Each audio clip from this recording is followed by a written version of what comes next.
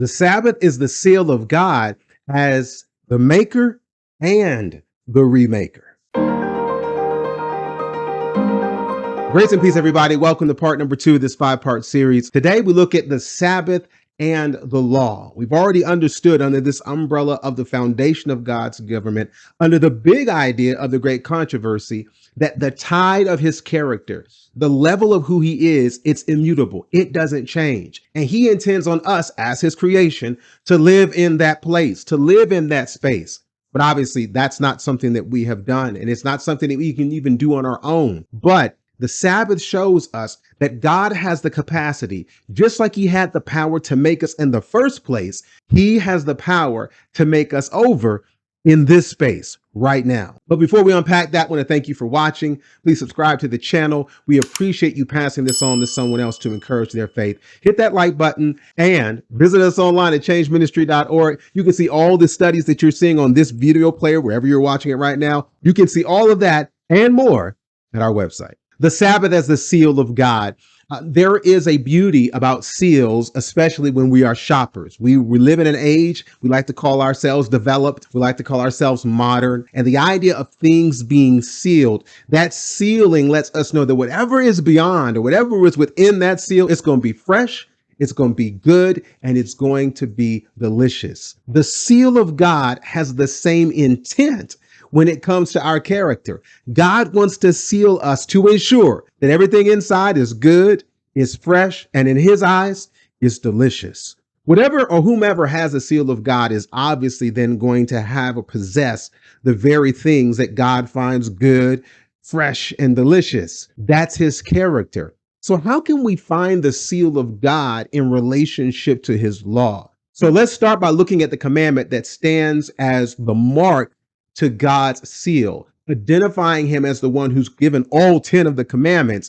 But the 4th commandment doesn't just point to him as the one who's given these commandments. It points to him as the one who has given life itself, the maker. Remember the Sabbath day, it begins in Exodus chapter 20, to keep it holy. 6 days shalt thou labor and do all thy work, but the 7th day is the Sabbath of the Lord thy God. In it thou shalt not do any work, thou nor thy son nor thy daughter, thy manservant, nor thy maidservant, nor thy cattle, nor thy stranger that's within thy gates. Now look at verse 11. For, or because, the justification of everything that we've seen so far is because in 6 days the Lord made heaven and earth, the sea and all that in them is, and rested on the 7th day. Wherefore the Lord blessed the Sabbath day and hallowed it. It is so important to see him as not just being immutable in terms of his law, but unchangeable in terms of his character.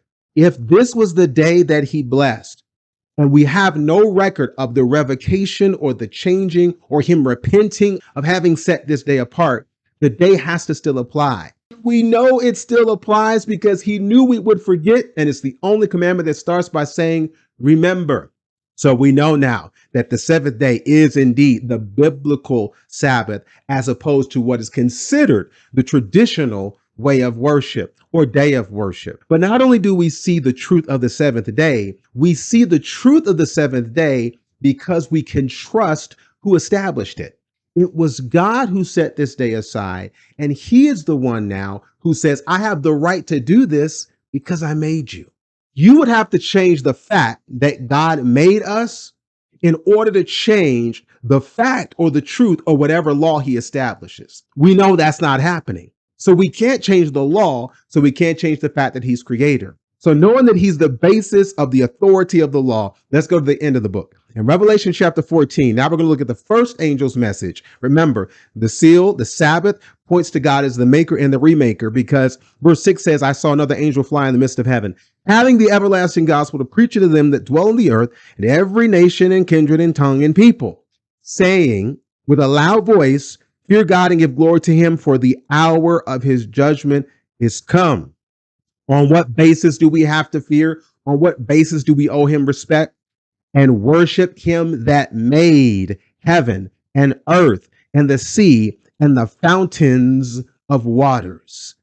The fact that he is the creator is the reason why he has the authority to establish the rule of law, the rule of life, because he's the source of life. Now, this is all the way in the back of the book in Revelation. And many people arrive at where they do in a relationship to the Sabbath, or they're not relating to the Sabbath because they ascribe the Sabbath to a certain sect. They make it cultural rather than covenantal or biblical. So when did we get this seal? To mark God as the maker so that we can trust him in salvation as our remaker? It comes from Genesis. To the beginning of the book we go, because in Genesis chapter 2 in verse 1, it says, thus the heavens and the earth were finished and all the host of them. And anecdotally, if I could add, God finished the earth and all the host of them. And on the seventh day, no. And if I could add anecdotally, he was the one who finished. God was the one who finished the heavens and the earth and the host of them. On the seventh day, God ended his work which he had made, and he rested on the seventh day from all his work which he had made. And it is at this point we get to verse 3, where God blesses the seventh day and sanctifies it, because that in it he had rested from all his work which God created and made.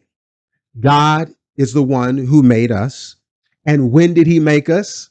Okay, you got that Bible question answered. He made us at creation, but when did he give us the Sabbath?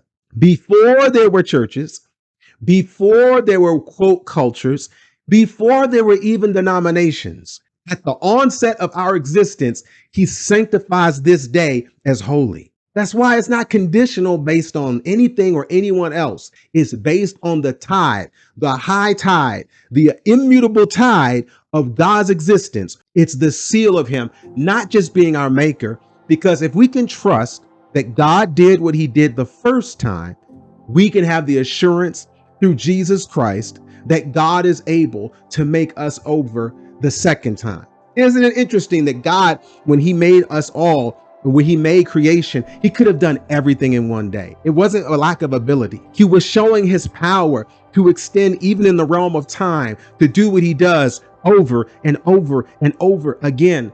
This is why the Sabbath is a beautiful gift, because all the commandments were given to us to remember what God has done for us before, to encourage us that if he did it before, then he can do it again and again and again if we believe.